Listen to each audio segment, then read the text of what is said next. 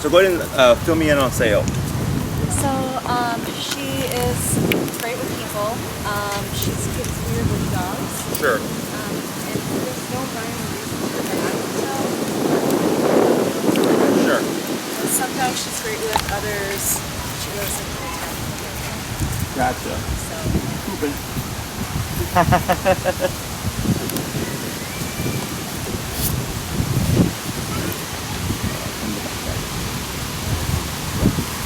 I forgot about that.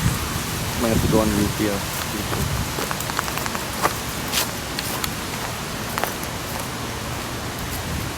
You gotta go, you gotta go. Alright. So, And then like adolescent kids, she gets weird. adolescent? Yeah, like Is that teenager? Or no? like more teenagers. Oh, I guess. okay. Like little kids. Yeah, like littler, not like little kids, but In between? Yeah. Interesting. It's usually the little ones. yeah, she's fine with the littles, but the little taller, I don't know if it's the way they do, I don't know. She's never attacked or done anything, but she gets skittish, so she'll Sure. bark a little bit, maybe do like a really low growl, Yeah. but it's mostly in having the largest issue with dogs. Okay. So, anything else about Sayo? And you're wanting to address, of course, the reactivity, the aggressive responses, and then her nervousness with adolescence. So here, I already touched it. She's pretty stable, but I can see where she has some nervousness, right? Like right now, she's not liking the little stressy on there. Most likely the storm coming through here. Did you do any research on us before reaching out? I read all your reviews. Okay. And the way that you trained with E-collar? yeah. Correct. Yeah. Okay. That's pretty much the most important thing, because people show up and they're like, no, and they're like, well, I use e-collar, and they go, oh. So I educate them on all that stuff. Okay. So e-collar has like a very bad rap. People think of it as like a shock collar. They think it's like electrocuting their dog, and that's not the case. Okay. Have you ever been to a chiropractor or physical therapist? Yes. Have you ever had that machine that moves your muscles? Oh, yeah. That's an e-collar. Okay. And in my opinion, it's more refined. There's no risk of electrocution with an e-collar. Okay. It's a miniaturized TENS unit, and it's just a muscle contraction. So wherever it's placed, so it's on her neck, she's just going to feel a contraction right in that spot. There's nothing else anywhere else in her body. Okay. It's fully waterproof, and you get up to a mile range depending on the model that you purchase. Okay. So with this kind of case, the first thing I would do is teach her how to walk correctly. So right now, there's not a lot of direction, right? And I see you have her on the front foot harness. Harnesses can actually promote reactivity. Okay. Okay. She's actually better, just, I don't mean to interrupt you. Sure. With just the collar, it's hasn't been that great, but the harness seems to be better. I think it's because I have more control. Physical control. Yeah. Yes. Because when a dog pulls like this is where the power is. Right. So this kind of deters the power. Okay. So in that sense, you have more control, but for her behaviorally, it's worse. Okay. So there's this thing called opposition reflex. What it means is when a dog feels pressure, they go against it. So if they pull forward, you pull back, they pull more forward. Okay. So when you apply that to reactivity, when the dog's lunging and they're pulling back, it's like holding someone back from a fight. You're just amping them up, right? So then you create more intensity. And like when I get people that get puppies, they put them on a harness because they don't want that gagging. But then what happens is they see a dog, they pull the puppy back because they don't want the puppy to jump all over the dog. But then the puppy associates this negative tension of being pulled back every time they see a dog. So then over time, they go from friendly puppy to agitated, frustrated puppy to I don't like dogs. Okay? See what I've done there. Yes, it's a very common thing. Okay? So it's okay. Like it is what it is. You didn't know any better. Okay? So I wouldn't feel bad about it. It's even if I've had people do things by the book and the dog still exhibits behavior problems. Okay? But that's the most common thing. So when we properly or formally train a dog, there shouldn't be any frustration because we're not having to do all this like physicality stuff. What about when she isn't on the leash? So I had an incident with my friend's dog who is very toy aggressive. Sure. And she went after a ball that he didn't like her doing that, and he got very aggressive with her, and it kept happening intermittently. And she's normally the type of dog that would submit in that type of situation. I don't know if she just had enough, but she fought back and drew blood on her. Yeah, makes sense. Yeah. Yeah, she had no, right? And then I know we worry because it's like she drew blood. Yes. And trust me, if she wants to do more damage, she would have. Okay. Dogs are very good about calculating bites and inhibition bites and things like that. When they intend to do harm, they're gonna do it. Okay, this is a dog bite. So if you take a human, everybody has a breaking point, right? We all get frustrated, we all get angry, but we settle things through words and sometimes with fists, but not with teeth, unless you're Mike Tyson. Okay. Dogs settle things with teeth. That's their language. So it's nothing, how do you say, out the ordinary. It all makes sense. Right now, if you would have told me, like he did a little at her and then she just wailed on him and like there was punctures all over the place, that's different because he gave a small response and she overcompensated with aggression. Does that make sense? So there's a lot of variables here. So that to me makes sense. I'm not concerned too much about it. Okay. So to remedy this problem, I can already see it, is the first thing we teach is leash walking and heel. Okay, now my style of heel is when I take one step, you take one step, you're gonna pull back, and what you're gonna do is grab higher up, back, yep, like that, and then I'm gonna have you grab a little bit higher on your, closer to her collar, or there you go, and you're gonna direct her to your left here. Okay, and pull, make her move, you got it. A little bit more. I wanted to turn around. Yeah. Okay. We'll settle for that, okay? Go ahead and step this way. And then I'm gonna have you pause right there, good, is just pull straight up. More pressure. Try this, you're gonna pull right hand here. Left hand, push down on the butt as you pull up. So I'm sorry. You have your right hand, right? That's correct. Let your left hand go. Okay. Pull up with your right hand, press down with your left hand on the butt. Yes, like that. Now relax. And then go back to the position. There you go. Okay? Do it again. Yes. There you go, just like that. Okay? This is just a band, yep, again. So if she keeps doing that, you just keep repeating. This is the Band-Aid. Okay? So, and you're not being rude. Just do your thing. We literally just did this with the last consultation. There's no direction, which is why that happened. Okay. Because the whole time it was this, right? So then she sees something, she started stalking. Bailey comes closer, she hits her threshold, she lunges, right? And you had the leash completely slack, so she had full rein. So when you need immediate control, the first thing I do is start to grab higher. Okay, now because of where the harness is placed, you could see when you're trying to position her, you had very little physical control there, right? Which is another reason why I don't like I don't like harnesses. Okay. And then go ahead and go back to like that, and then we're gonna just let this slide for now. Okay, so you can not have to worry about it. But I'm gonna have you keep it shorter, about there. Okay, so that this way, if she has a moment, you're eliminating how much range of motion she has. When she has the full leash, like I've seen people go down if they're caught off guard, right? Yeah. So here, even if she lunged, you have a lot more leverage because this is her center of gravity, okay? So if she pulls you, this happens if she's got the full range. And since her center of gravity is lower, this happens. So by you having it like this, even if she goes, the worst that's probably gonna happen is this, but you're able to put your center of gravity into it to counter, okay? This is just to manage. So first thing I do is teach her how to walk correctly my style, which is if I take one step, she takes one step. When I take 5 steps, she takes 5 steps. When I stop, she automatically sits. No tension. Okay, I don't care if it's busy Oz Park or if it's a quiet little neighborhood. That's the level of discipline that I want. Okay. So with reactivity, she needs to have a reference point. So people typically think, you see the dog act up, zap, zap, zap when they're being bad. It's like incorrect. Okay. Now I'm saying that's not. I'm not saying that's not a approach, but it's not the first approach. Okay. So once I get discipline in the head, a lot of times it fixes like 70% of the problems. So if there's like, let's say she had like a lot of reactivity, and I saw you class 1 and then class 2, I go, how'd it go? You're like, Jesse, it's great, like 50% of reactivity is gone. I go, great, that's progress. Now we do lesson 2, we might make a couple of tweaks to things, and then I come back to class 3. How'd it go? Jesse, 80% is gone, just 20%, and it's when dogs bark at her. I go, normal. Now we're gonna make these adjustments, right? And then we just continue like that. Okay. So you're my feedback. You're the one that's telling me what's working and what's not working. Our dog, by the way. And we adjust things according to what's happening, okay? So let's say we get 2 classes in or 3 classes in, and you're still struggling with like that one style of reactivity, right?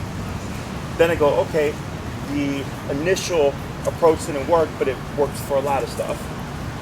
Is now we just need to provide consequence for the behavior, which would be she lunges, consequence, right? So for me growing up, I'm raised old school. When I didn't do my homework, if I didn't do my chores, or if I talked back to my mom, spank, spank, spank, right? One consequence for multitude of behaviors. Same thing here, right? So we can use the e-collar as also a disciplinary action, but we see what does this fix first, right? So that we don't have to come in with the first approach, right? But then if we do that and there's still something lingering, then it's like, okay, now we have to, okay? And it's not that I'm against it, but it's just the easiest way to go about it. Because also you're learning how to work with your dial, you're learning how to work with the tool, the psychology behind it, why it works and how it works. So by the time we get to that point, you're kind of well versed and you're not just going in blind. Okay, questions? So that's how I'd address the reactivity stuff so that we don't get any of this lunging, right? Now there's also like the precursor. So like right now in that dog came, she laid down, right? So I assume you're laying down and probably gonna lunge if the dog is too close. So then I correct her for just laying down and staring. I don't wait for her to lunge. Does that make sense? Yeah. So people tend to wait for the 10 behavior. My dog's lunging and barking. When it could start with something as subtle as a dog looking, right? But it builds. So they look, they get up, they posture, they puff up, right? And then boom, it happens. So I'm like, why wait for that when you can get it at the very beginning and it'd be much easier, ideally, it's lower because she's not so, engaged, okay, you capped it. If you stop it soon enough and you are consistent with it, what can happen is she'll see a dog and it's look away. And that way, okay? So we create avoidance behavior. Then people go like, well, is it gonna make her not like dogs? I'm like, well, she already kind of doesn't like dogs anyways, right? So what we're doing here is we're teaching her if you get too far gone with that thought process, consequence happens. So she self-regulates and goes, I'm not gonna do that. So then we don't do anything. And then what can happen after that is she goes, oh, staring at dogs isn't the problem, or looking at them isn't the problem, dogs aren't the problem. It's when I start lunging and I start thinking these thoughts, that's the problem. So then she's like, oh, I don't need to even look away. I know as long as I don't lunge or do anything, nothing's gonna happen. And that's how they learn, okay? When it comes to the kids, it would most likely fall in line with the healing stuff, okay? So like, let's say, there's a kids park here, right? And like, let's say they're running around and we go over there and typically she'd be really like worked up about it. And then we go and we see that she's just relaxed. Then I go, great, what we thought worked. So then the next step would be, do you want to socialize with your kids, right? If you want to do that, then I go, we want to definitely muzzle train because we have to press her threshold, which means child coming up and petting her, right? Now I have a very strict way of having children approach because she is a living, breathing creature. It's like, we don't just run up to people we don't know and say, hey, right? Start touching them and stuff. Like, it's like, hi, I'm so-and-so. What's your name? Nice to meet you, right? There's a way about it.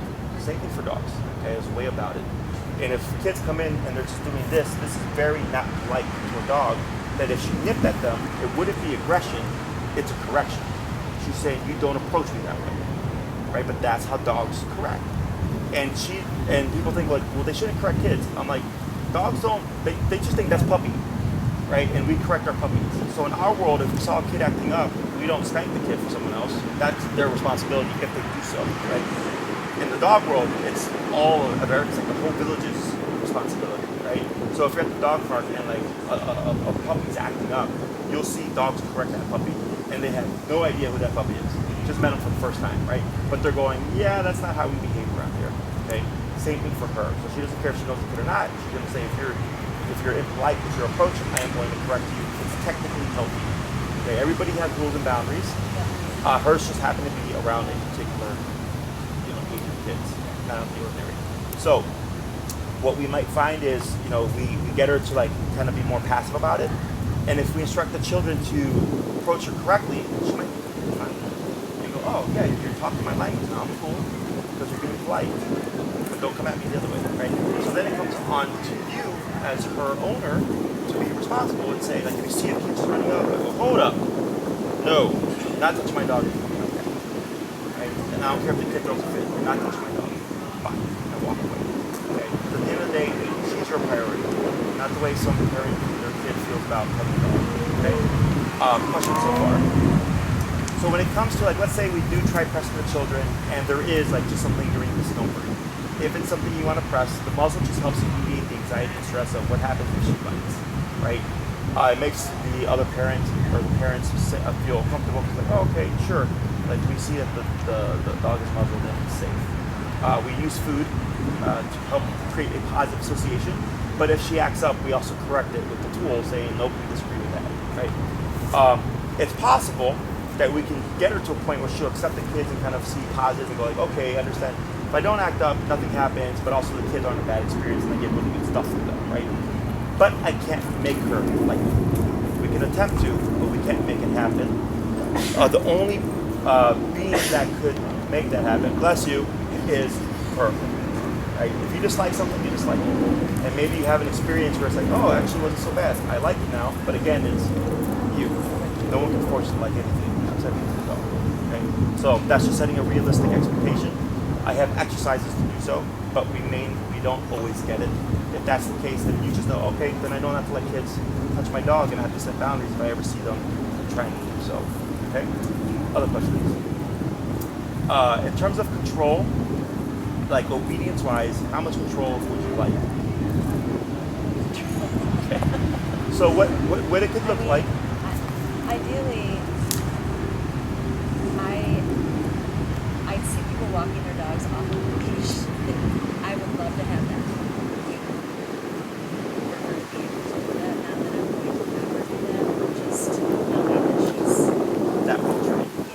So, most people's definition of off-leash training and my definition are very different. When I have a dog walking off-leash, the dog is here. Okay? And then when they give them permission, then they're kind of loose walking. And most people's is, well, I walk with my dog off-leash, but they don't run away. It's kind of like the interpretation, right? So I have tight control when I need it, off-leash, and I also have lax control when I don't need that tightness, okay? So the way I approach things is I don't teach what you don't want, you don't need, okay? So I have 6, 9, and 12 week program, which is 6, 9, 12 classes. 6, just so you have an idea of what we could accomplish. The 6 classes, definitely leash walking, that's typically 2. That should resolve the reactivity and stuff. If not, there's a couple classes there for any like lingering reactivity stuff that you might be struggling with. And then if you want to work with children, if you're stressing like behavior stuff, then you just should adhere to that. Okay? Typically it's leash walking and come when called, because that's the most important command. By the end of the day, as long as you heal your boss lady, you can do whatever you want. Okay? 9 classes would be leash walking, recall, and then the behavior stuff. And then the 12-week class,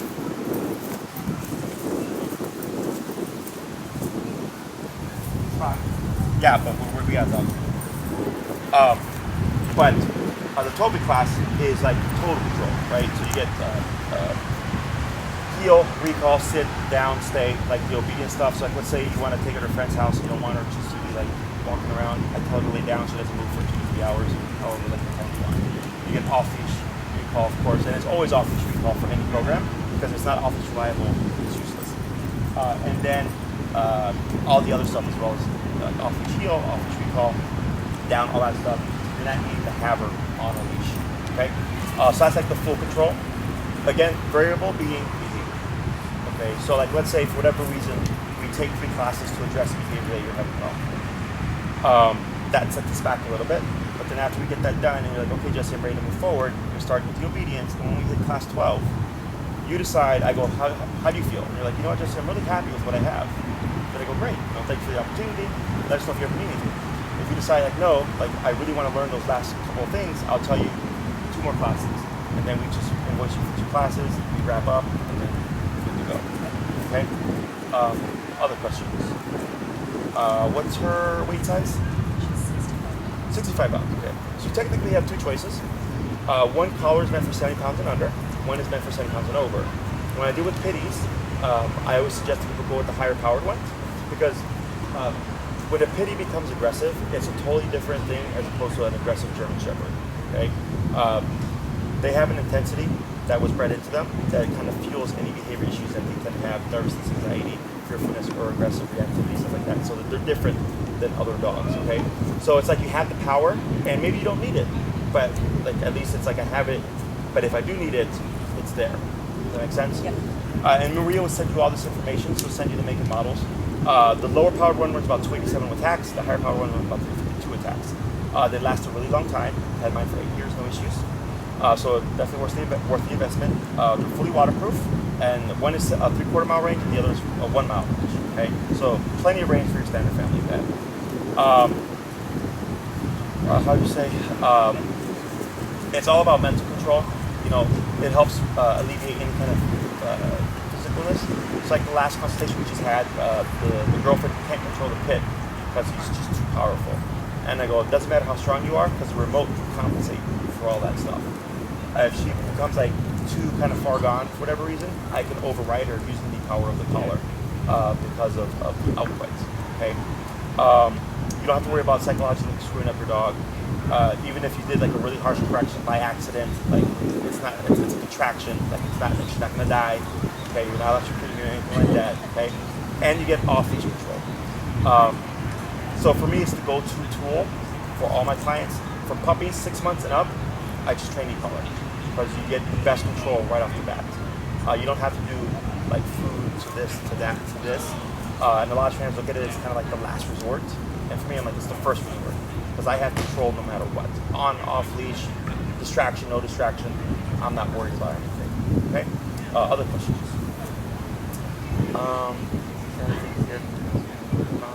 Pretty much it. It's pretty straightforward. You got a little dog here, by the way. That's why I think though. She's thinking about it. If you want to learn more about the tool, you can go to my YouTube channel. You can go through my website, or you can go by searching Canine Perspective on Google, and it should pop up. And we've been recording all the sessions. So it's so because of COVID, it's all verbal instruction now, which is good in my opinion because you're doing everything start to finish. It's all hands-on for you. Okay, so you get a lot more insight on the tool and her behavior. But you can go to my YouTube channel, and they're uncut sessions, so you can see from beginning to end how it works and that it works. Okay, if you do that, the one I suggest you watch is Mac. He's a Pittie, he's a 70-pound Pittie. They just had class today. They had his first class yesterday. It's a 75 to 80-pound pit, and they end up having to go like 75 to 85, which is fairly high. Okay, but you see why. And then today they were on 45, 55, so lower. And then you also see like he's like nipping at her because he's frustrated because he's a younger pit. And I told him, don't worry about it. I'm pretty sure this is going to resolve itself over the course of the week. Sure enough, come today, no more nipping. And then I asked him, how was he during the week? Yeah, like, he stopped like after he finished. I'm like, yeah, it was just too much frustration. Okay. So it also lets you know that I know what I'm talking about. Okay. I've been using e-collars for 10 years, and it's the one tool that's allowing me to continue to operate and still get the level of success that I was getting pre-COVID with me working with the dog. And I prefer this now. And all of our clients are saying like this is much better because it's all me, them respectively, and nothing's tied to me, which is like kind of a con. Is that when I would work with the dog, because I was willing to and did go as high as needed to work up through things, it was related to me and not the owner. Right? But then also when it came to the owner doing it, because they didn't get to do it in the first place, they had a harder time going there if needed later on in the training. Okay? So I coach you through all this stuff, and I don't see anything here out the ordinary. Very rarely, about 2 to 3 dogs a year will I get that are so reactive that it's not that the owner can't stop it, they can absolutely stop it, it's that the dog doesn't retain it. Okay? But they're pretty far gone in terms of like the reactivity. What I'm seeing here, honestly, on a scale of 1 to 10 is like a 4 in what I've seen. Okay, now if she has worse, then that's different, but what I saw from today is like a 4. Okay, so I'm not too concerned about that. The kid thing, again, a variable, can't make her like them, but we definitely have exercises. And then you also have to go out of your way to like find kids and do that stuff. So like how often can you do that would also factor in how quickly does she get over that. Okay, otherwise, that's pretty much it. Yeah, I would just, as far as the color, I would just want to make sure that